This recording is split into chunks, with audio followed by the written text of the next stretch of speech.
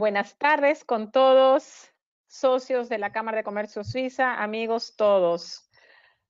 Hoy día tenemos nuestro webinar número 28 y tenemos el agrado de contar nuevamente con el economista Carlos Anderson, quien junto a su socio Richard Almerco presentarán el tema Procedimiento Acelerado de Refinanciación Concursal y cómo ganar la batalla del COVID-19.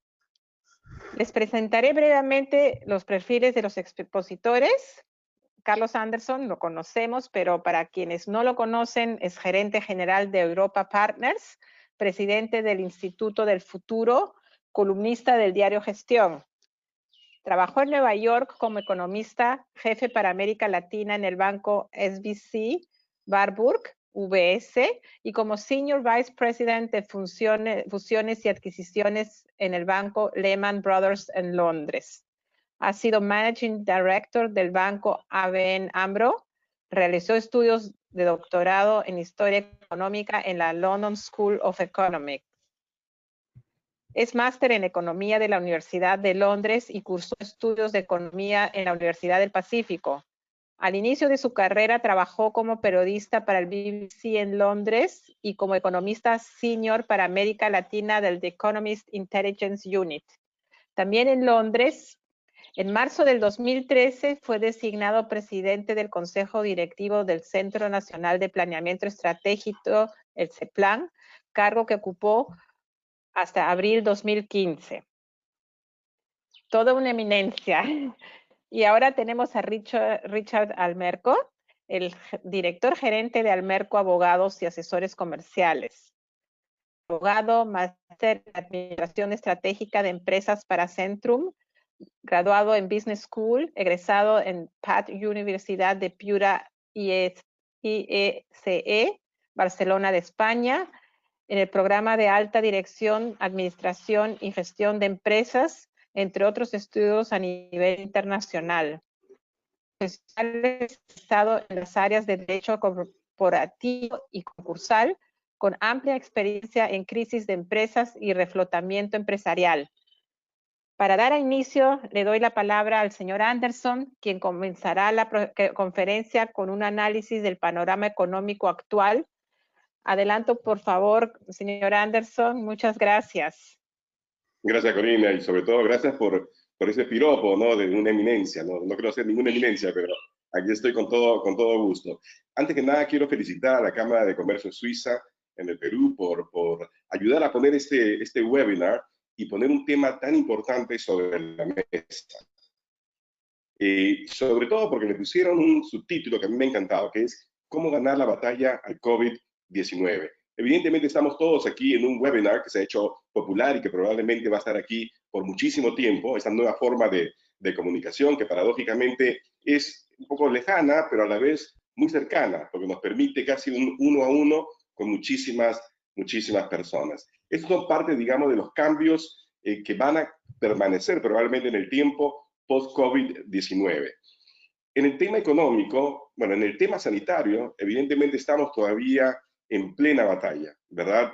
No está muy claro por dónde van a ir las cosas, cuánto tiempo durará la pandemia, cuánto tiempo durará el encierro, ¿no? Cuán exitoso será o no el proceso de recomenzar las actividades económicas, porque eso digamos, de pensar que se va a revitalizar la economía de la noche a la mañana, no. Aquí estamos realmente dando pasos casi de bebé hacia el reinicio de las actividades económicas. Y tenemos que entender también que durante los próximos, por lo menos durante los próximos 24 meses, más o menos de consenso, de cuánto tiempo podría durar en tener el mundo una vacuna o una cura efectiva, dado que se están dando esfuerzos en todas partes por encontrar justamente una solución a un tema que por ser altamente infeccioso y invisible, ¿no? Nos ha forzado a todos a tomar medidas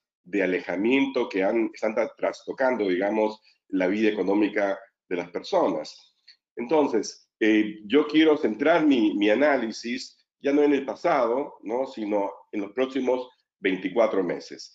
Y la verdad es que las noticias son duras. A ver, Primero, empecemos por esperar que todo vaya muy bien. Después, empecemos por esperar que, por ejemplo, los trabajos que se están haciendo para encontrar una vacuna desde la Universidad de Oxford, empresas privadas en Estados Unidos, empresas relacionadas con el gobierno chino, etcétera, que alguna de ellas tenga éxito y alguna de ellas funcione y que rápidamente el mundo pudiera tenerlas, digamos, a disposición de todos. Ojalá y eso sea así. Pero creo que es responsable, sobre todo para quienes dirigen empresas, ponerse siempre en el caso más difícil. ¿Y qué pasa si no es así? ¿Qué pasa si no encontramos ninguna vacuna, ninguna cura efectiva durante los próximos 24 meses o incluso más? ¿Qué es lo que vamos a hacer? ¿Cómo van a vivir, a sobrevivir las empresas, ¿no? En un ambiente en el cual prima la desconfianza, prima la incertidumbre, etcétera? Evidentemente, el gobierno desde un inicio ha puesto, digamos, una estrategia doble. Por un lado, el tema sanitario, con el confinamiento obligatorio y una serie de cosas más. Y por otro lado, ha dado una serie de medidas para poder evitar que se corte la cadena de pagos, pero sobre todo para evitar que las personas y las empresas sufran en exceso, ¿no? En el caso de las personas, hay evidentemente grandes deficiencias, lo vemos, porque si no, no hay forma de cómo explicar que cientos de miles de personas, o miles de personas por lo menos, en el país estén dispuestas a poner en peligro sus vidas, ¿no? Con tal de buscar algún ingreso. Es evidente que el bono universal no ha llegado a todos, etc. Lo mismo por el lado de las empresas. Hay créditos importantes que se han puesto sobre la mesa, pero que no necesariamente han llegado o están llegando a todas, ni van a llegar a todas porque se ha desarrollado en un marco en el cual se ha, digamos, privilegiado el temor a los riesgos morales, como se dice en el mundo de las finanzas, no a la posibilidad de un riesgo sistémico. Lo que quiero decir es que los bancos, evidentemente, al tomar algún nivel de riesgo, están, digamos, verificando que quienes reciban las ayudas, digamos, del gobierno, pues estén después en capacidad de repagarlos. Eso implica algún nivel de análisis de riesgo crediticio y eso implica también que algunos sí van a poder tenerlo y otros no. El hecho cierto es que durante los próximos 24 meses, para comenzar, el mundo no va a ayudar. Las expectativas iniciales de que esta crisis podría, digamos, efectivamente golpear muy fuertemente a las economías del mundo, pero que la recuperación también sería igualmente rápida, es decir, que todo este fenómeno tendría una forma de V, ¿no? La antigua V chica, ¿verdad? O sea, una caída profunda y un resurgir también inmediato. Creo que ya es consenso de que eso es puro wishful thinking. Eso es solamente querer que las cosas sean así, pero las probabilidades de que sean así son mínimas.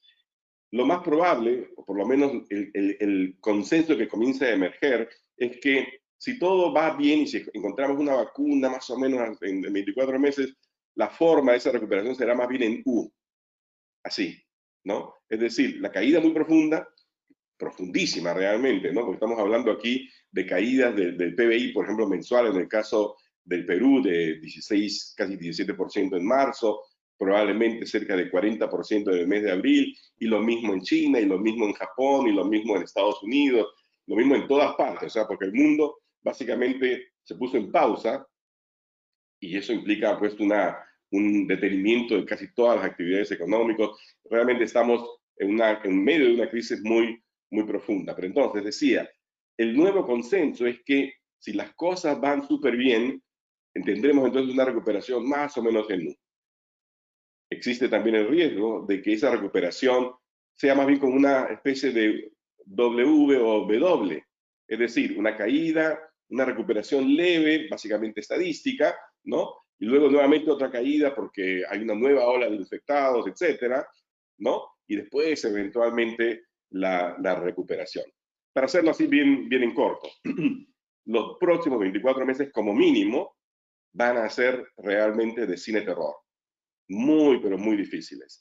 porque lo que está sucediendo a nivel de las empresas es que esta crisis de liquidez que de repente todos tienen, porque las empresas simplemente no han tenido ingresos, pero han tenido todavía costos, ¿verdad? Eso en un ambiente en el cual, en general, la incertidumbre prima, y ya sabemos, o sea, los agentes financieros pueden manejar el riesgo, eso no hay problema, le pones un precio al riesgo, pero el tema de la incertidumbre es mucho más difícil. Entonces, lo que está pasando es que se están cortando los circuitos, ¿no? Los esfuerzos por reiniciar las actividades económicas de a poco presuponen que el mundo o la economía de un país, en este caso, en el caso del Perú, digamos, funciona como compartimentos estancos. Y la verdad no es así, ¿no? Cada sector interactúa con muchísimos sectores. Entonces, eso significa que, aunque empiecen algunos sectores, su recuperación va a ser pero muy limitada, ¿no? Entonces, el gran riesgo que enfrentan las empresas es que sus crisis de liquidez, las que están viviendo en estos días, ¿no? Por más que de repente llegue incluso una ayuda del programa Reactiva Perú, que es un mes, equivalente a un mes de los ingresos promedio, digamos, del año anterior, eso no va a ser suficiente, definitivamente. Y entonces el riesgo es que esa crisis de liquidez se convierta en una crisis de solvencia. Porque claro, las empresas tienen también deudas que no están pudiendo servir, no están pudiendo cumplir con sus compromisos. Y entonces ahí empieza a generarse esta gran bola, digamos, de nieve que, por ejemplo, ha llevado a empresas impensables, ¿no? Solamente hasta enero de este año, como por ejemplo LATAM, ¿verdad? Que el año pasado tuvo tremendas ganancias, que, bueno, durante 20 años, qué sé yo, ha sido una de las mejores aerolíneas del mundo, y que de repente ayer declara pues que tienen que acogerse al programa del Chapter 11 de los Estados Unidos para poder protegerse de los acreedores y poder lanzar un programa de reestructuración empresarial que le permita seguir operando y de repente hasta incluso en mejores condiciones. Pero el hecho es que nombres impensados en los Estados Unidos y en el resto del mundo van a ir por este tipo de procedimiento. Entonces, me parece muy importante y muy adecuado que el gobierno haya primero tomado conciencia que el proceso ordinario que ha existido, que existe en el país de refinanciación concursal es extremadamente burocrático, extremadamente largo, ¿no? Un año, qué sé yo, y que sencillamente con ese instrumento no hay forma de que las empresas puedan rescatar, digamos, valor en cualquier proceso de refinanciación concursal. Por eso la necesidad y la importancia, ¿no? de contar ahora con un procedimiento acelerado de refinanciación concursal llamado PARC, que debería permitir, ¿no? Dado que para comenzar tiene algunos cambios que me parecen sumamente destacables, que ya Richard va a explicar con más detenimiento, pero, por ejemplo, la importancia de que haya continuidad en la gerencia, ¿no? Eso es fundamental porque son quienes mejor entienden las empresas. Hay que entender que muchas empresas que van a entrar en este proceso no van a entrar porque manejaron mal las cosas, sino van a entrar porque de repente el mundo cambió, porque de repente la actividad a la que se dedicaban no tiene perspectivas. Estoy hablando de hoteles, estoy hablando de compañías de turismo, por ejemplo, restaurantes, cadenas de restaurantes, etcétera, que de la noche a la mañana les cambió el mundo, ¿verdad? Entonces no es por un tema de gestión, sino un tema de las circunstancias de fuerza mayor. Entonces el preservar, digamos, la gerencia dentro del proceso es muy importante porque son ellos quienes mejor entienden y quienes mejor van a poder, digamos, ayudar a armar, digamos, un programa de reestructuración económica, ¿no? Por otro lado, me parece muy importante el hecho de que se restablezca el principio de buena fe, en el sentido de que es importante que las empresas declaren sus circunstancias, que la autoridad las dé por sentadas y que después revise, ¿no? Y no al revés, cuando hay que verificar todo el tipo de cosas, etcétera, y que hace que los tiempos se alarguen en demasía. Tercero, el hecho de que sea virtual, eso me parece también muy importante. Sin embargo, algunas personas ya lo llaman una especie de Chapter 11 criollo. Yo después de la presentación de Richard voy a hacer algunas reflexiones. Espero que aclaren la diferencia todavía que existe con el Chapter 11 de los Estados Unidos, ¿no? Entonces, Lo responsable para los empresarios, la actitud responsable de quienes son los accionistas de empresas en los próximos 24 meses va a ser considerar todas las opciones. Evidentemente, nadie quiere así entrar así voluntariamente, digamos, a un proceso de esta naturaleza, ¿no? Sobre todo cuando tienen, pues, nombres que proteger, credibilidad, historia, etcétera.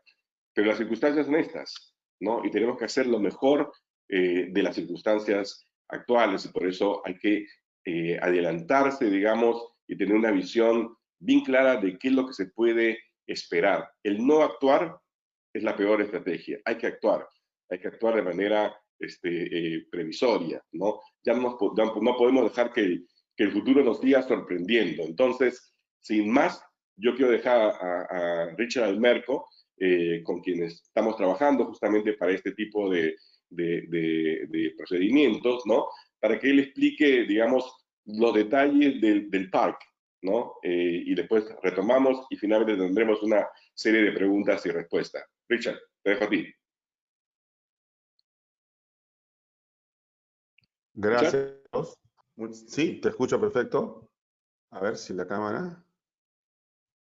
Ya está. Gracias, Carlos. Gracias, Corina. Gracias a la Cámara Suiza en el Perú por esta gentil invitación para poder compartir con todos los participantes lo que es el nuevo procedimiento concursal promulgado por el Estado, que lo ha denominado Procedimiento Acelerado de Refinanciación Concursal, a través del Decreto Legislativo 1511. Vamos a conversar sobre sus alcances, sobre sus limitaciones.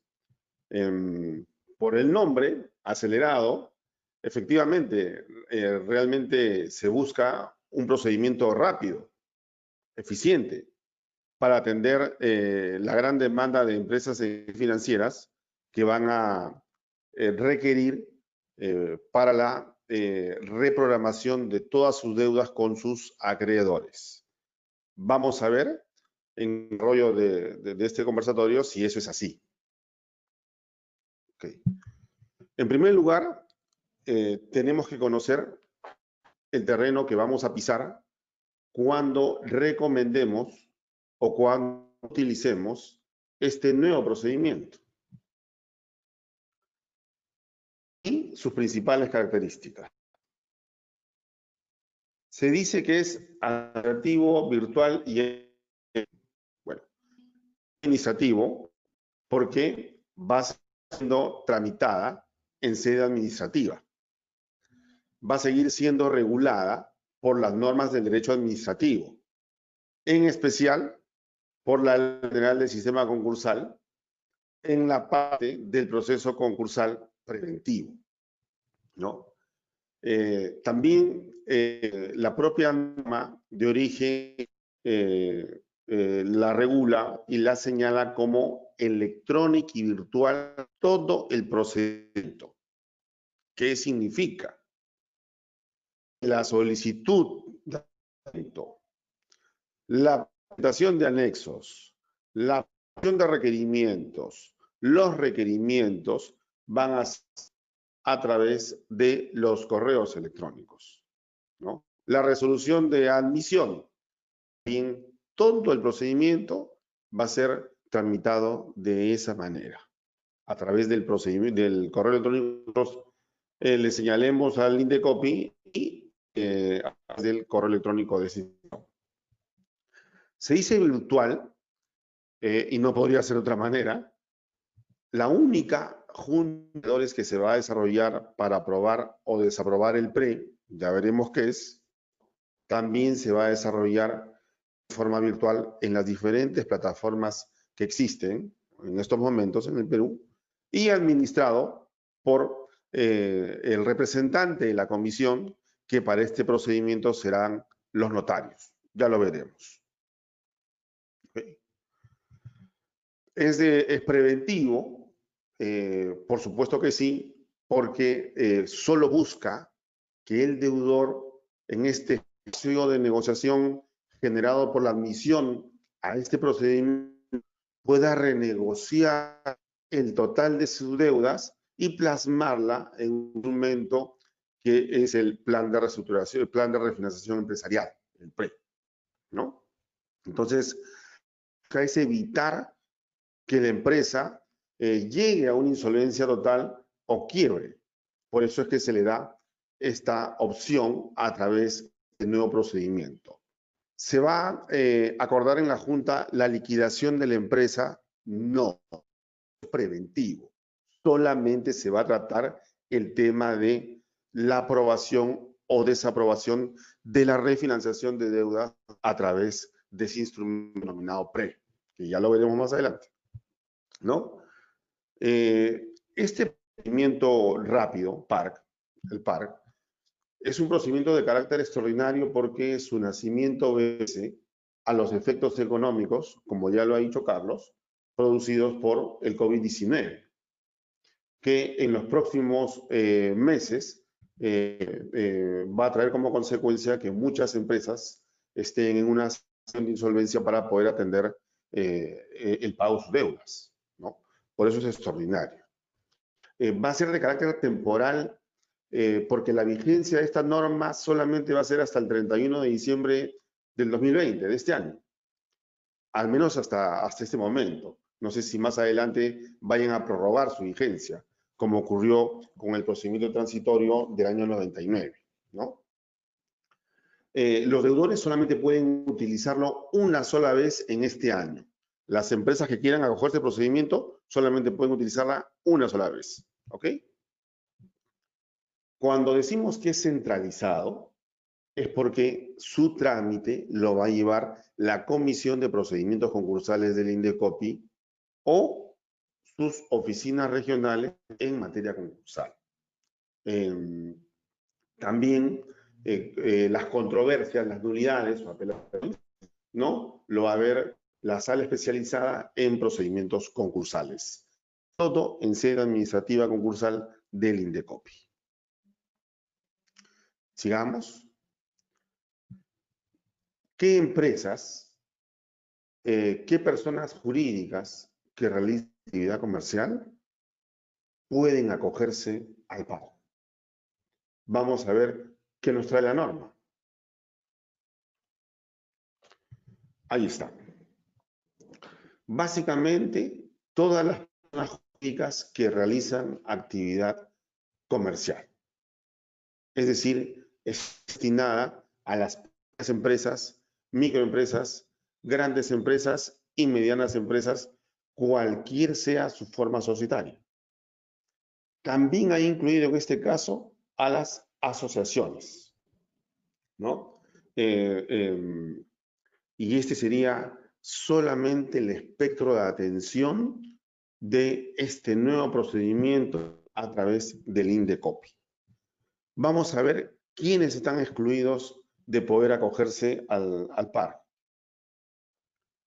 En primer lugar, mientras en el procedimiento ordinario o preventivo es posible que una persona natural comerciante pueda acceder a estos procedimientos, es un tema muy importante, porque muchas personas naturales hacen actividad comercial. Las personas naturales comerciantes con RUC activo no pueden acceder a este nuevo procedimiento. Dice esta norma, realice o no realice actividad comercial. Lo que nos interesa es qué va a pasar con aquellos que realizan actividad comercial. Bueno, no pueden acceder a este procedimiento. Y si tuvieran algún problema de liquidez, bueno, van a tener que acceder al procedimiento concursal ordinario o al procedimiento concursal preventivo, ¿no? Evidentemente, tampoco pueden presentarse las entidades gubernamentales, las personas jurídicas reguladas por las leyes del sistema financiero y de seguros, las sociedades conyugales que realicen actividad comercial con RUC activo tampoco pueden acceder a este nuevo procedimiento. Las sucesiones indivisas y los patrimonios autónomos no forman parte de la accesibilidad de este nuevo instrumento. Sobre la autoridad que administra el PAR, tengámoslo claro, es la Comisión de Procedimientos Concursales y sus oficinas regionales para aquellas empresas que tienen sucursales o funcionen en cualquier punto de nuestro país. El Indecopi en materia concursal solo tiene oficinas en Loreto, Cusco y Arequipa. Y en segunda instancia, como les comentaba, va a ser la sala especializada en procedimientos concursales del Indecopi la que va a atender todas las apelaciones que puedan hacerse en estos procedimientos. Todo administrado en las comisiones por un secretario técnico con el apoyo de técnicos y asistentes que van a tramitar este procedimiento. Esperamos que este procedimiento se tramite en forma rápida por las características, por las excepciones que viene haciendo. Para la admisión ya excluyó a las personas naturales comerciantes. Vamos a ver qué va a seguir excluyendo para poder darle un trámite más rápido a este nuevo instrumento necesario para muchas empresas en los próximos meses. Bien. Cuando se decida acogerse a este nuevo procedimiento, debe presentarse ante la mesa de partes virtual del Indecopi. Dice esta norma que los requisitos y plazos serán regulados por el reglamento que va a salir el 8 de junio, o sea, 20 días útiles después de promulgado este decreto legislativo, aproximadamente el 8 de junio, ¿no? Pero por los requerimientos para el procedimiento concursal preventivo, seguramente los requisitos están alrededor de solicitar los estados financieros, la situación de sus obligaciones en forma total, una relación de todos los activos, ¿no? Seguramente toda esa información va a ser requerida en el próximo reglamento y va a ser los plazos de trámite, ¿no? Y todo eso va a ser presentado en forma electrónica, como les comentaba al inicio, ¿no?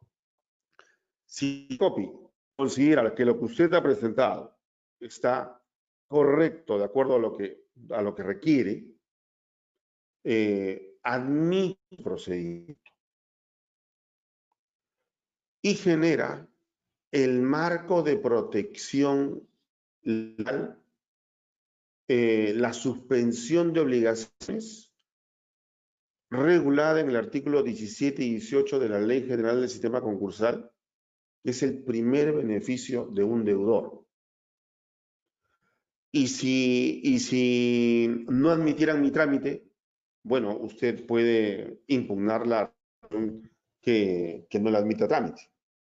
Pero si le admite trámite, inmediatamente se publica en el boletín digital del Indecopi que usted ha sido admitido a este nuevo procedimiento y se activa la protección patrimonial.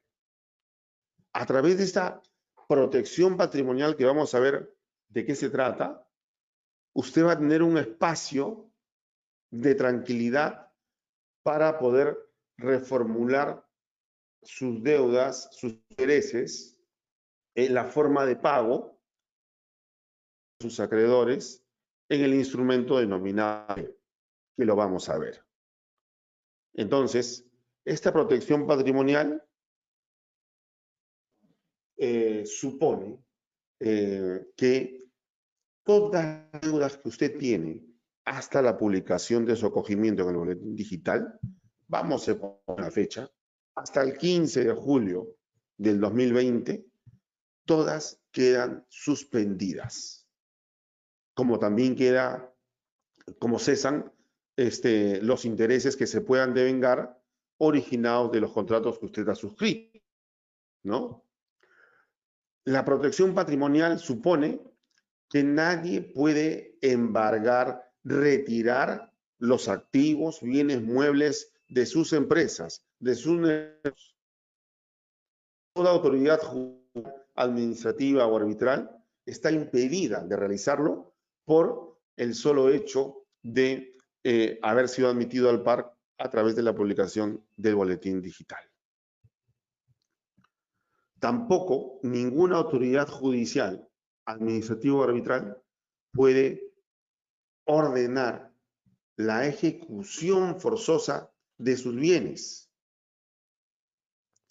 En el estado en el que se encuentran, bajo responsabilidad, deberá abstenerse de ordenar la ejecución de sus bienes de las empresas acogidas al par, ¿no? También se activa el artículo 19 y 20 cuando responsabilidades del empresario, del administrador que se acoge al par, evidentemente no puede básicamente transferir activos, no puede darle un tratamiento diferente a los acreedores en la forma que ha sido pactada en su contrato. No puede dar garantías, no puede desarrollar una actividad diferente a su giro comercial, como tampoco puede hacer fusiones o escisiones que supongan un detrimento patrimonial. No puede disponer de sus activos. Entonces, si realizara cualquiera de estos actos, evidentemente los acreedores pueden promover una demanda judicial de ineficacia concursal por haber dado el patrimonio con el que van a ser atendidos sus acreencias, ¿no? Existen unos beneficios, la suspensión de las obligaciones, la protección patrimonial, pero también existen unas obligaciones, ¿no? Que son básicamente proteger el patrimonio concursal. Los acreedores, aquí viene un tema, empezamos a pisar un terreno diferente en materia de reconocimiento de créditos en relación al proceso concursal ordinario que al proceso concursal preventivo, ¿no? Aquí la solicitud de reconocimiento de crédito se realizará en forma virtual, electrónica, obviamente, dentro del plazo señalado en el próximo reglamento que va a salir. Si le dan 20 días útiles de presente, deberá presentarse dentro de los 20 días útiles o 30 días útiles que regula el reglamento. Pero si presentara su solicitud después de esa fecha, el Indecopi, en mérito de esta ley, no va a tramitar créditos tardíos. Mientras que en los procedimientos ya existentes sí se tramitan los créditos tardíos, aquí no serán tratados los créditos tardíos. Acreedores, ¿no? Los acreedores participarán en forma voluntaria, será impulsada de parte, es la misma tónica que los procedimientos concursales, cualquiera sea su origen. Sin embargo, existen excepciones para el trámite del procedimiento de reconocimiento de créditos. Se ha excluido del trámite de reconocimiento de créditos a los en labor, así como a los créditos que se han originado en un consumo. El pasajero se quedó con su boleto sin poder utilizar porque Avianca está en un proceso de gestión, no va a pasar por un trámite de reconocimiento de crédito en el par. Aquel trabajador que tiene obligación de beneficios sociales y que sabía que en procedimientos tales presentaba su solicitud y obtenía una solución de reconocimiento de crédito, ¿no es cierto? Aquí el acreedor laboral y el acreedor derivado de una relación de consumo no en materia de este trámite en el Indecopi. Tampoco se van a registrar los créditos contingentes. Es decir, si hay un acreedor que está en una controversia judicial o arbitral con sobre la determinación de un crédito derivado de un contrato o un valor, el Indecopi no está obligado a registrar este crédito. Ya veremos que es el deudor quien lo tiene que hacer, no el Indecopi, ¿no? Mientras que en los procesos ordinario y preventivo, los acreedores reciben una resolución de reconocimiento de créditos, acá los acreedores recibirán en forma electrónica una constancia de reconocimiento de estos créditos y que le va a dar el boleto para poder participar en la Junta de Acreedores única. ¿Sí? En relación al tema de la Junta de Acreedores, ¿no? La Junta de Acreedores en el PARC va a ser conducida por un público que designe el deudor. A diferencia de los otros procedimientos que conduce un representante de la comisión, aquí no. Aquí va a ser un notario público el que va a administrar la plataforma virtual. La convocatoria se realizará a través del boletín digital de COPI, ¿no es cierto? Eso sí, indicando el enlace u otra forma remoto que se va a señalar. La Junta de Acreedores se va a desarrollar en forma solamente virtual y la plataforma tiene que tener un sistema de grabación y audio porque todas las juntas de acreedores van a ser grabadas. ¿Ok? Solo los acreedores reconocidos pueden participar en esta junta de acreedores única. Es decir, los acreedores laborales, los acreedores derivados de una relación de consumo, los acreedores tardíos y los acreedores vinculados no participan de la junta y no tienen derecho de voto. La junta de acreedores sesionará por única vez y puede ser prorrogada por 10 días hábiles más para tratar el único punto de agenda: aprobación o desaprobación del PRE, ¿no? De plan de refinanciación empresarial. ¿Ok? La instalación de la Junta de Acreedores, y ahí viene lo importante, mientras que en los otros procedimientos la instalación de la Junta de Acreedores supone la suspensión de la Junta de Accionistas y en un supuesto de cambio de administración, ¿no es cierto?, o acuerdo de liquidación, supone el desapoderamiento de los bienes de la administración de parte del deudor. En el PARC no se va a aplicar el desapoderamiento de la administración y la Junta de Accionistas y la administración continuarán con sus operaciones en forma normal mientras se desarrolla este procedimiento, el PARC, hasta la Junta de Acreedores.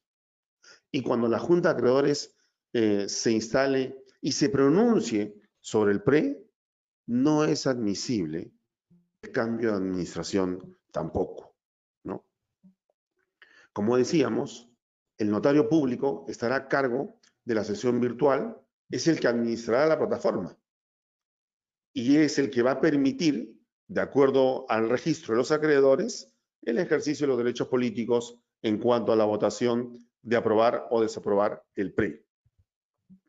Al notario también se le encarga la tarea de elaborar el acta de junta de acreedores, mientras que en los otros procedimientos lo hace el presidente de la junta, aquí lo realizará el notario. Creemos que con esta medida puede ser más rápida el proceso de inscripción del acuerdo en los casos de aprobación del PRE. Las votaciones se realizarán en línea y las sesiones se considerarán realizadas en la ciudad en la que se encuentre la comisión competente: Loreto, Cusco, Arequipa, Lima, ¿no? La participación de los acreedores y la verificación del quórum de instalación será realizado por el notario público, ¿no es cierto? Se aplica el artículo 44.1.2, donde es un trabajo, lo hacía el representante de la comisión en realizar el notario público.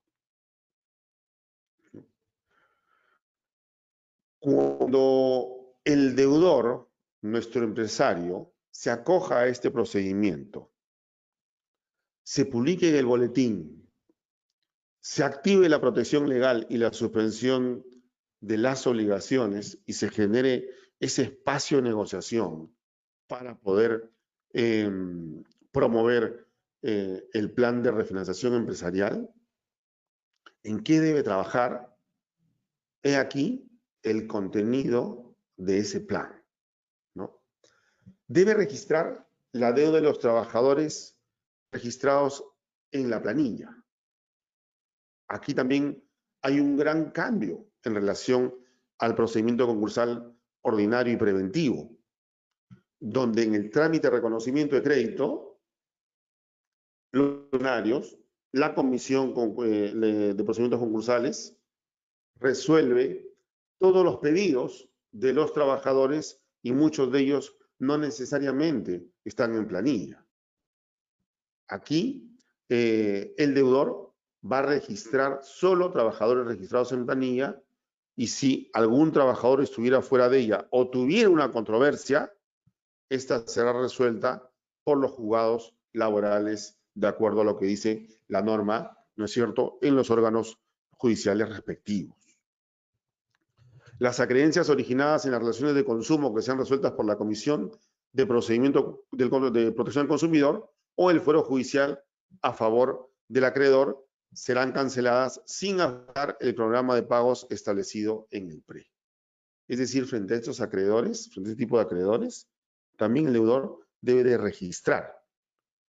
Si producto de la controversia gana el acreedor derivado de una relación de consumo, ese exceso deberá cancelarle sin que afecte el preaprobado, el cronograma de pagos aprobado. ¿Ok? Otro tema más. En este plan, cronograma de pagos, el nuevo cronograma de pagos que se va a proponer debe ser sectorizado por categoría de acreedores. Acreedores laborales, acreedores tributarios, acreedores comerciales, acreedores financieros, otros acreedores, ¿no? Dice que debe ser por clase de acreedores. El Estado, los autores de esta norma, han creído por conveniente equiparar el haber excluido de derecho político al acreedor laboral y al acreedor que deriva de consumo con un beneficio adicional en relación a lo que existía en el plan de reestructuración que debía de elaborarse en un proceso concursal ordinario, donde de los ingresos, fondos, recursos de un determinado año en un proceso de reestructuración, el 30% estaba destinado para los trabajadores en el proceso concursal ordinario. En el PARC, el beneficio va a ser 40% destinado al pago de los trabajadores en partes iguales a sus respectivos créditos. Y en relación a los acreedores derivados de una relación de consumo, de estos recursos o fondos anuales, el 10% lo va a destinar al pago de esta clase de acreedores, el 10% de esos recursos. Entonces, creemos que es una forma de aliviar, haber excluido de los derechos políticos de estos dos tipos de acreedores en las juntas, en la junta de acreedores. Bien, algunas consideraciones en relación a esta exposición.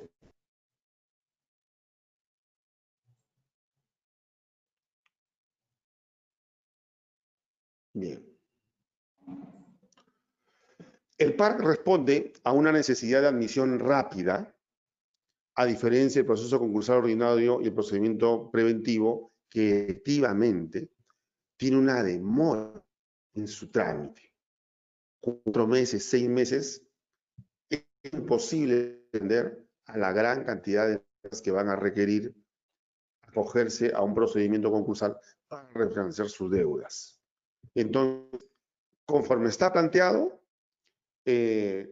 creemos que podría tener una respuesta rápida el INDECOPI para la admisión de este procedimiento. Ojalá lo sea así, pero es un tema de amplia discusión si nos vamos un poco más a profundidad.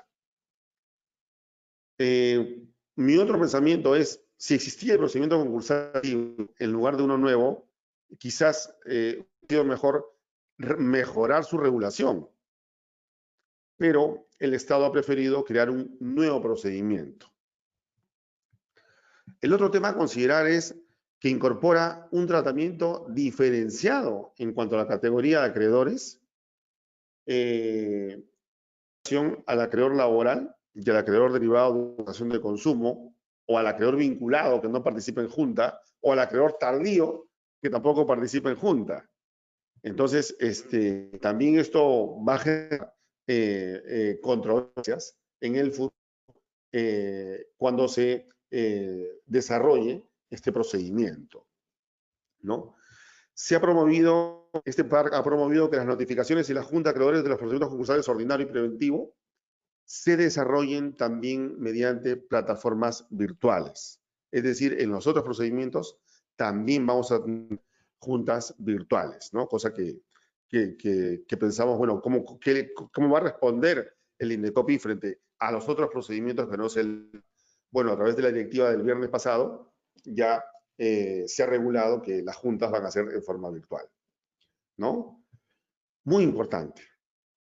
Si una empresa deudora está siendo emplazada por un acreedor para ser declarada en concurso por acreencias impagas, y el deudor presenta la solicitud del PARC al INDECOPI, la solicitud del PARC es de aplicación preferente. Primero se tramita esta solicitud y de no prosperar, declararse improcedente, recién se tramita la solicitud del acreedor. Entre una solicitud de concurso y una solicitud de acogimiento al primero, INDECOPI va a tratar la solicitud del PARC, considerando que esta empresa necesita este instrumento rápido para justamente tratar, renegociar su programa de pagos, ¿no? Entonces, este es un vistazo muy general de este procedimiento que esperé a partir del 8 de junio va a entrar ya en vigencia y seguramente va a atender a la necesidad de la mayor cantidad de empresas insolventes que después de muchos años no vamos a ver, bueno, lamentablemente generado por esta pandemia mundial y que ha traído pues bastantes complicaciones económicas en nuestro país y en el mundo, ¿no? Agradecerle y a disposición para las preguntas y observaciones que puedan darnos. Muchas gracias. Perfecto, Richard. Muchas gracias. Ahora yo quería hacer una pequeña reflexión, porque evidentemente tenemos ahora este instrumento que es el PARC, que como he dicho por allí, empiezan a llamarlo el Chapter 11 criollo. Y yo quería aclarar algunas cosas. Para comenzar, el objetivo principal de este tipo de procedimiento, evidentemente, es proteger las acreencias, ¿verdad? En el Chapter 11, el objetivo principal es lograr la reestructuración de la empresa. No hay nada que celebrar, ¿verdad?, con mayor entusiasmo en el marco, digamos, del Chapter 11 que una empresa que haya entrado salga exitosamente, ¿no? Eso me parece fundamental, pero para eso hay cosas que nuestro Chapter 11 criollo no tiene, ¿no? Por ejemplo, no facilita la entrada de capital fresco. Eso es fundamental. Claro, en el marco del Chapter 11, ahí sí hay mecanismos que permiten, por ejemplo, darle una categoría superior ¿no? En términos, digamos, de la prelación de deudas a la nueva deuda, ¿sí? Se le abre el camino para que una empresa que en estas condiciones, digamos, normalmente no podría acudir a tener nueva deuda, aquí sí lo tenga. Y se genera toda una clase de financistas o de empresas financieras, etcétera, que están en capacidad de otorgar, digamos, financiamiento fresco, ¿ya? Pero claro, con la salvedad de que saben que existe entonces la posibilidad de tener una posición de prelación, de preferencia sobre el resto. Claro, hay cosas que pensar, pero eso es fundamental si uno quiere asegurar que efectivamente las empresas puedan salir del proceso, ¿no? Reinventadas. LATAM, si hace bien su proceso dentro de Chapter 11, la vamos a seguir viendo volar, ¿ya? La vamos a seguir viendo volar casi con seguridad. Empresas impensables, como por ejemplo Apple, alguna vez entró a un Chapter 11, ¿no? Lehman Brothers, antes de su quiebra, ¿no? Estuvo varios años en Chapter 11 hasta que fue, digamos, rescatada, ¿no? Por Amex, en esa época American Express, etc. Hay muchísimos casos de esta naturaleza que quizás son un poco desconocidos. Yo les anuncio, mi artículo este viernes en gestión va a ser justamente Chapter 11 para dummies, ¿no? Un poco para aclarar cuáles son esas diferencias, ¿no? Pero lo importante son eso, entonces, poder pensar, ok, tenemos esto, pero aquí no acaba. Pero el objetivo debe ser, a nivel ya ahora macroeconómico, nacional, etcétera, que las empresas no se mueran, que las empresas no mueran por asfixia, ¿no? Y que no mueran después por un problema de solvencia derivada de esa asfixia. Hay que trabajar en ambos lados, ¿sí? El lado de la asfixia son por los créditos, digamos, inmediatos que ayudan a mejorar capital de trabajo, etcétera. Por el lado de la solvencia, mecanismos como el PARC, y quizás pensar de una vez en cómo fortalecer el PARC y constituirlo en un verdadero Chapter 11 que permita lo que acabo de señalar, que permita, por ejemplo, también que las empresas puedan ser fusionadas con otras empresas, ¿no? A través, por ejemplo, de la absorción, ¿no? Dándole valor, por ejemplo, a las pérdidas que pueden haber tenido, ¿no? Como para poder utilizarlos como escudo fiscal.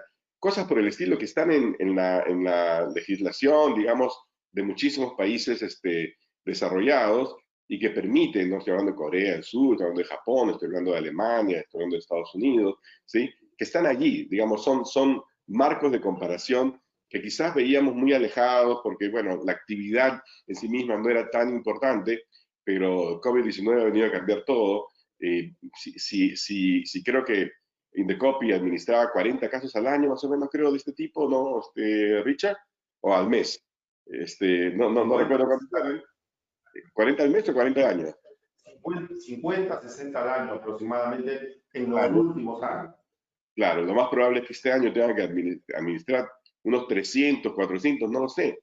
El número, la verdad, que es un tema abierto, porque muchísimas, pero muchísimas empresas en todo el país se van a ver afectadas, están siendo afectadas ya, y van a tener que buscar algún mecanismo para protegerse y para tratar de reinventarse. Entonces, quizás como una reflexión para nuestras autoridades es, gracias por lo que se ha hecho, pero podemos hacerlo todavía mejor, ¿verdad? Necesitamos que las empresas supervivan esta tragedia del COVID-19. Hasta aquí nosotros llegamos de manera directa, a menos que hayan preguntas que no sé cómo identificarlas acá, no las he visto, pero si el público que nos está escuchando y viendo tiene preguntas, genial. Sí, muchas gracias Carlos y Richard por las excelentes presentaciones, por este análisis bueno, de gran utilidad en el contexto actual para la comunidad empresarial y en general para nuestro país. Hemos recibido algunas consultas por interno, yo les voy a leer algunas de las preguntas. Ustedes me indican más bien cómo están de tiempo para ver cuánto disponemos para resolver algunas. Tenemos el tiempo. A ver, perfecto. Entonces, los invitamos, bueno, a los asistentes que continúen enviando sus preguntas. Vamos a tratar de resolver la mayor cantidad posible. A ver, aquí nos hicieron llegar una consulta. Nos dicen, ¿cómo participan en la junta de acreedores virtual los asesores del deudor si solo se puede registrar el representante del deudor y del acreedor?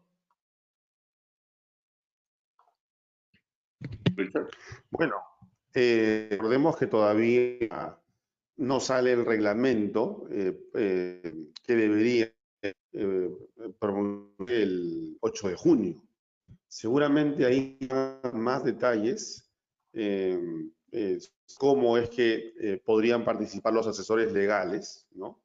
Pero de hecho dice esta norma que el notario acredita el representante, ¿no es cierto? Entonces, el representante, me imagino que debe acreditar representante y representantes. Entonces, si el deudor registra al abogado número 1 o número 2, diría la autoridad que va a conducir esto, el notario, de impedir que puedan los abogados. O sea, dice el deudor, el representante. Y si éste acredita a los asesores legales, pues debería participar, ¿no? Veremos qué nos dirá el reglamento, pero no debería haber inconvenientes para su participación. Importante en realidad es una asesoría legal y financiera para tomar una decisión tan importante de aprobar o dar una propuesta de refinanciación de deudas, ¿no? En mi calidad de abogado, por ejemplo. A ver, aquí nos preguntaron también vinculado, me parece, a este tema, si ya se sabe qué formalidades va a exigir registros públicos para inscribir la situación de concurso y la aprobación del acuerdo, si tienen algún alcance de esto. Bueno, aquí en realidad, lastimosamente, pues el país a veces regula una cosa y la autoridad resuelve de otra manera. Mientras que, por ejemplo, señala la Ley General Concursal que el convenio de liquidación puede inscribirse con la copia certificada de ese instrumento aprobado. Registros Públicos igualito te pide el acta de junta de acreedores certificada, ¿no es cierto?, por el Indecopi, presidente de la Junta. Los registros públicos no acata lo que dice el concursal. ¿Y dónde está el cuello de botella ahorita de la autoridad concursal? Es en la revisión, observación y trámite del acta de junta de acreedores, Carlos. Nos podemos tomar meses. Por eso me parece saludable que el PARC traiga como modificatoria que es el notario el que elabora el acta de junta de acreedores, que nos imaginamos por los antecedentes de SWIFT, que es cierto, correctamente con el deudor, van a registros públicos la inscripción de esta acta que el PARC de ser el caso, ¿no? Gracias por los comentarios. A ver, aquí nos consultan. ¿Cómo se protegerán los créditos laborales si no tendrán voto en la Junta de Acreedores? ¿Consideran que todas las empresas deben acogerse a este procedimiento? Por ejemplo, aquellas que solicitaron créditos de Reactiva Perú. ¿Cómo conciliar, alinear intereses si la Junta de Accionistas sigue en funciones durante el PARC? Creo que ahí hay varias preguntas, Franco. Voy a empezar con los créditos laborales, ¿no? La Sí, verdad es un crédito tema laboral. muy complejo, este tema de haber excluido a los acreedores laborales de sus derechos políticos. Imaginémonos, y creo que lo hemos conversado alguna vez, ¿no es cierto? Imaginémonos que una empresa deudora se acoge al PARC y del total de sus acreedores, el 50% son acreedores laborales, principales interesados en que la empresa, más allá de que funcione y sea viable, haga una adecuada de refinanciación de las deudas, entre otras, la de los créditos laborales. Pero teniendo el 50% de las acreencias, no van a poder votar sobre este instrumento. No van a participar en junta de acreedores. ¿Cómo protegerse? Se prevé un recurso de nulidad.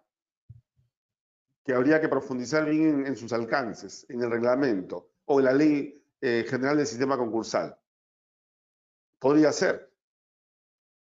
Pero no quisiera tampoco invitar a que los acreedores laborales insatisfechos con este utilicen los procesos judiciales cuyas resoluciones están por el ente administrativo. En estos casos, podría estar promoviendo acciones. ¿Okay? Claro. Richard, si yo puedo añadir un par de cosas, ¿no? Evidentemente, esta es una actitud aparentemente casi paternalista de parte de la autoridad, ¿no? Que le dice a las acreencias laborales, básicamente a las acreencias laborales le dice, ustedes no se preocupen, no necesitan estar allí en todo el proceso, vamos a agilizarlo, ¿no? Pero eso sí les aseguro que al final, por lo menos el 40%, como mínimo, si no más, de los recursos van a ser aplicados a las acreencias laborales. Digamos que un poco como que se cubren por ese lado, pero como lo escribimos en un artículo hace un par de semanas, ¿no? En realidad esto casi constituye una especie de poison pill, una pastilla, digamos, venenosa, que innecesariamente, creo yo, complica o debilita, ¿no? El procedimiento, ¿sí? El tema del alineamiento de intereses, también me parece interesante, Richard. Correcto, Carlos. Ok, sigamos, Franco. Sí, a ver, acá teníamos, nos preguntan, ¿el PARC aplicará para deudas con SUNAT o con empresas prestadoras de servicios como agua, luz, teléfono? Nos consultan esto. De hecho, las deudas tributarias forman parte de la deuda concursal en el ejemplo que les di y actualmente, evidentemente, sí incorporan las deudas tributarias. Por supuesto que sí, ¿no?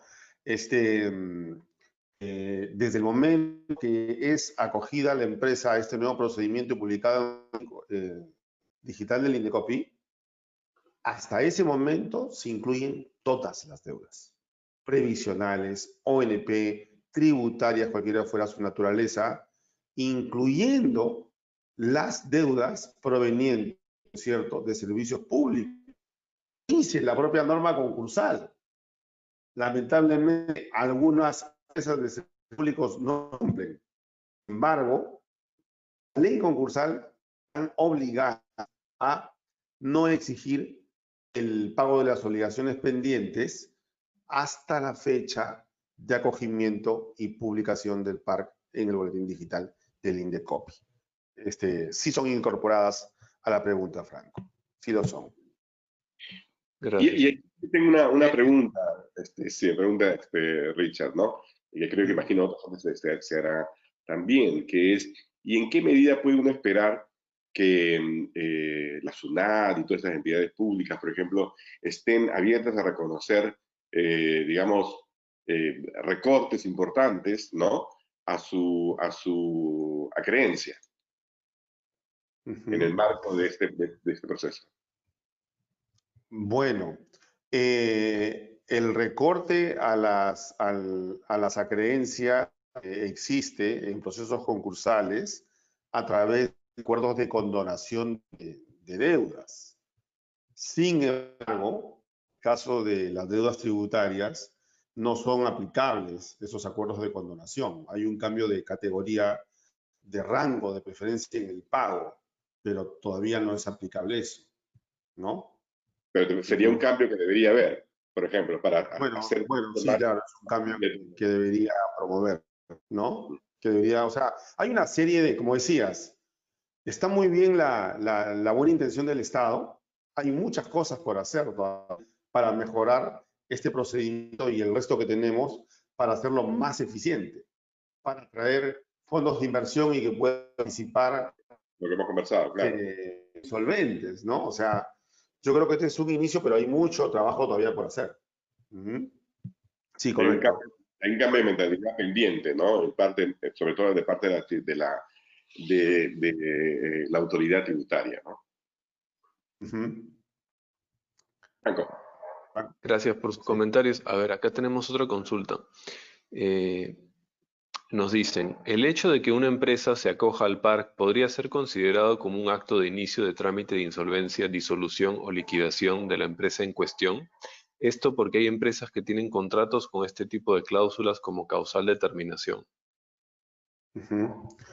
No, en realidad, justamente, decíamos al inicio de esta exposición que tiene justamente, como característica que es preventivo. En este procedimiento, este procedimiento va a buscar la aprobación o desaprobación del instrumento de refinanciación llamado PRE, refinanciación empresarial. ¿Y qué pasa si desaprueba? Si se desaprueba, ¿me voy inmediatamente a una disolución y liquidación? No. Si se aprueba o desaprueba el PRE, concluye el procedimiento. Y concluyen también las funciones del INDECOPI en la administración de este procedimiento. No supone la disolución y liquidación de la compañía, de ninguna manera. Por eso que es un proceso de carácter preventivo, nada más, punto y final. En cambio, en el concurso preventivo, claro, en el concurso preventivo, el auditor ha buscado protección patrimonial y se desaprueba la propuesta de refinanciación llamada AGR, los acreedores en un 50% podrían solicitar que pase directamente a un procedimiento ordinario para que pueda anunciarse si se reestructura o liquida. En el PARC no existe esa posibilidad. Es solo preventivo, nada más. Tiene carácter preventivo.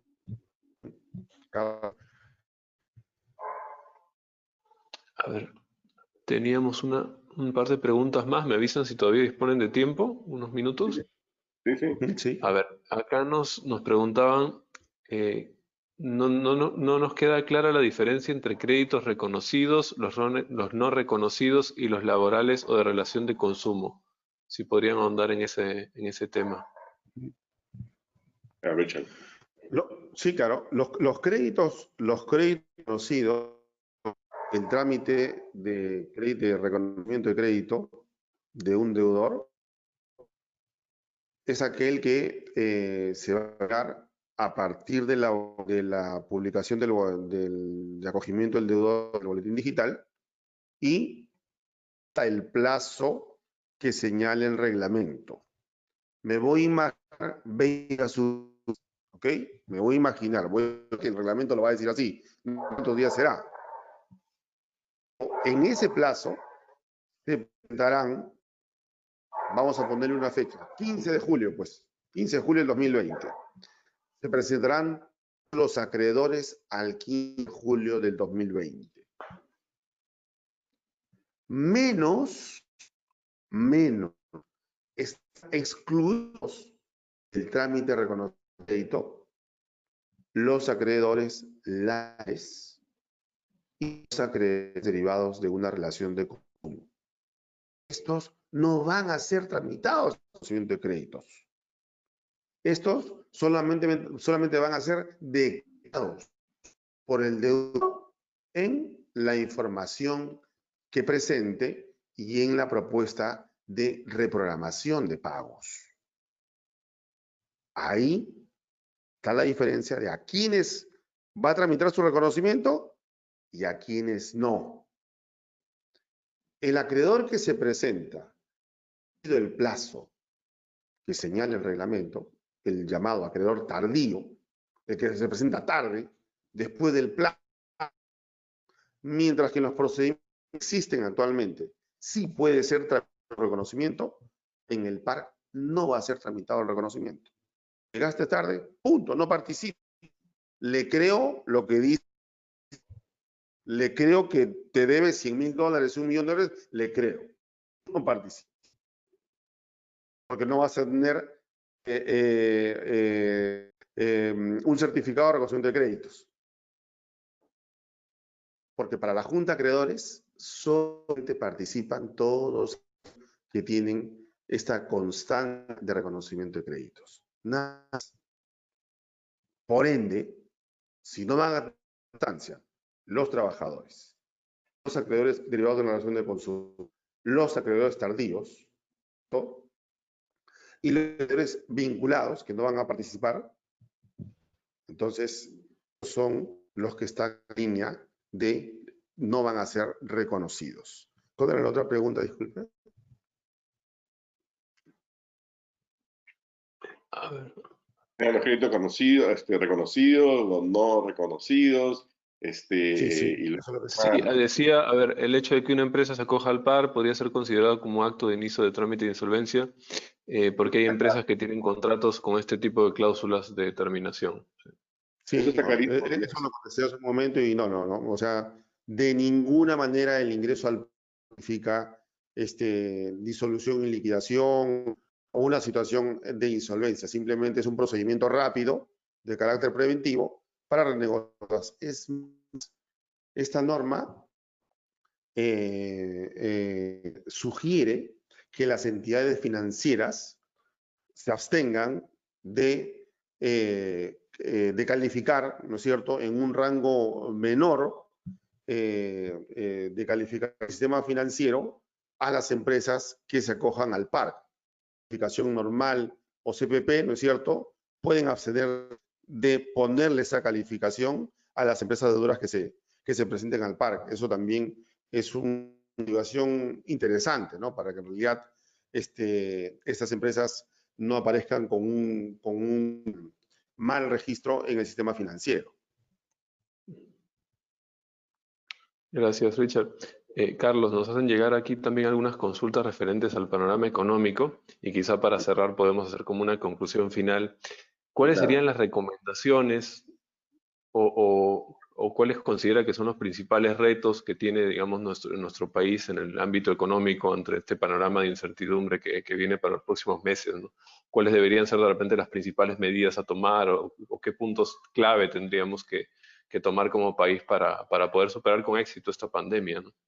Sí. Yo lo primero que diría, y lo he dicho ya varias veces, es que tenemos que replantearnos el presupuesto nacional. El presupuesto nacional es una expresión política de las prioridades, de la forma como nosotros leemos la situación, ¿no? Y a dónde queremos, digamos, apostar nuestros recursos, ¿verdad? Entonces, dado que en gran medida el gran dolor que estamos sufriendo en materia económica se deriva de no tener un sistema de salud que esté de acuerdo con nuestro nivel de ser un país de ingresos medianos altos, ¿no? La primera tarea sería reconstruir o construir un sistema de salud de acuerdo con eso, pero de inmediato, no digo mañana, no, así como pudimos llevar a cabo los panamericanos, a través de mecanismos que permitieron, digamos, que las cosas se hagan realmente, porque cuando hay voluntad política y hay recursos para hacerlo, las cosas se hacen. De igual manera, deberíamos tener bien claro que esas promesas de, bueno, vamos a tener un hospital, no sé, un hospital, vamos a inaugurar un hospital cada mes o algo por el estilo, o en cada una de las regiones, etcétera, no se quedan en promesas, ¿sí? Entonces necesitamos redirigir nuestros recursos a este tipo de actividades. Por ejemplo, Chinchero. ¿Vale la pena realmente invertir 500, 600 millones de dólares en Chinchero en estos momentos? Yo diría que no, porque en los próximos 2 años no va a haber una recuperación del turismo a los niveles en los que estábamos antes de la pandemia. Así que esperar muchísima gente en el Cusco, ¿no? Yo creo que es un error. Entonces, dirijamos esos 500, 600 millones de dólares a construir unos cuantos hospitales, a dotarlos, digamos, de lo que se necesita, a fomentar también la capacitación, porque así como digo, replanteemos el presupuesto, invirtamos en salud, también hay que hacer algo que me parece total y absolutamente urgente, que es utilizar los recursos para darle nuevos instrumentos a nuestra fuerza laboral. Hay muchísima gente que de la noche a la mañana se ha quedado sin actividad económica porque sencillamente desaparecieron las actividades económicas. Entonces, démosle la capacidad de reinventarse a través de, le llaman reskilling en inglés, que es el darle nuevas habilidades a estas personas, este capital humano. Por ejemplo, Si necesitamos más enfermeros y enfermeras, necesitamos más técnicos en salud, necesitamos más gerentes especializados en el tema de salud, ¿verdad? ¿Por qué no desarrollar programas, ¿sí? Que incentiven esto, que le den recursos, por ejemplo, para que, no sé, las personas que trabajan hoy en día en el sector turismo, que hablan inglés, etcétera, ¿no? Tengan un recurso para irse a estudiar rápidamente en cursos de preparación, digamos, para que puedan ingresar al sector salud, ¿no? Entonces, sector salud, sector empleo, ¿ok? Reinventarlo, necesitamos darle todos los instrumentos. Yo la verdad es que cuando escucho que dice vamos a invertir en infraestructura, siempre pensamos en infraestructura solamente en términos de cemento y arena, ¿no? Cuando infraestructura también es capital humano, inteligencia, dotarlo de recursos. Hoy en día, más que nunca, si el mundo va a ser digital, entonces invirtamos en que la gran mayoría de personas tengan capacidades, no para esta economía digital. A propósito, salud, empleo, educación de nuevo cuño, educación sobre todo digital. Pero eso implica, pues, necesitamos más gente que maneje estos sistemas. Hoy día hemos pasado unos 15 minutos, creo tú y yo, Franco, tratando de que yo entienda cómo entrar a GoToWebinar y una serie de cosas, ¿verdad? Pero claro, no soy un nativo digital, pero por ejemplo, gente como yo necesita este tipo de entrenamiento. Bueno, ok, yo he tenido la suerte de tenerte, pero hay muchísimas otras gente que deberían poder tener acceso a este tipo de conocimiento, de aprendizaje, de mejora, digamos, de sus habilidades, ¿no? En programas donde el Estado pueda, con la actividad privada, con el privado, ¿no? Ayudarles a darles becas, a darles, no sé, ayuda, o sea, dirijamos nuestros recursos a eso también. Y finalmente, si queda claro que vamos a tener que vivir más que nunca en una economía digital, entonces es terrible pensar en una economía digital en un país donde el 4G parece 2G o 1G, ¿verdad? Donde nuestra banda ancha es sumamente estrecha. ¿Ah? Entonces necesitamos realmente redirigir los recursos para crear una verdadera carretera, supercarretera digital para poder hacer telemedicina de verdad, ¿no? Para hacer teletrabajo de verdad, crear, por ejemplo, una plataforma. Hoy en día se habla de zonas de libre comercio. Bueno, yo vengo proponiendo que tengamos y así se dice, electronic, no free trade zone, una zona de libre comercio electrónico, que es donde están yendo países como Malasia, Vietnam, China, etcétera. O sea, demos un salto al futuro del cual estábamos nosotros atrasados y que de alguna forma hagamos que esta tragedia del COVID-19 se convierta en una bendición que nos impulse el cambio, que nos impulse a tomar las oportunidades que también existen en esta nueva economía. Muchísimas gracias por estas reflexiones y recomendaciones pues tan importantes en estos tiempos, y hay que tomarlo, como bien dicen, como una oportunidad también, ¿no? Para seguir mejorando y para seguir pues... Corín, tu micrófono está desactivado, si lo podrías activar. Listo, ahora sí te escuchamos. Sí, estaba esperando que tú termines de hablar. Y Gracias. Muchas gracias por esta interesante exposición. Gracias, Carlos, Richard, Franco, por coordinarlo, como siempre. Ya van tantos webinars, ya eres todo un experto. Y poco a poco vamos aprendiendo, ¿verdad, Carlos? Sí, de a poquitos. Sí, pero bueno, les agradecemos mucho por esta información tan importante. A todos los socios y amigos que han estado presentes. Como todas las veces, vamos a pasarles la presentación entre mañana y pasado. Y si tienen algunas preguntas también, por favor, para que lo hagan llegar al señor Anderson y al señor Almerco. No sé, los mails no están, ¿no, Franco? ¿O cómo le haremos llegar? Podemos mandarles por correo electrónico los correos de contacto, si están de acuerdo, los podemos colocar en el mail para todos los asistentes. Claro que sí. Ah, perfecto. Entonces ahí si tienen algunas preguntas más, pues les pueden hacer. Yo creo que va a haber varias preguntas. Muchísimas gracias por esta información tan El importante. número celular se lo damos solamente para contrataciones. Está bien, totalmente de acuerdo. Entonces les deseamos a todos una buena noche y nos quedan unos días. Mañana tenemos otro webinar y por favor, acompáñennos siempre. Gracias a todos por estar Gracias. siempre presentes. Gracias, Richard. Gracias a todos. Chao. Chao.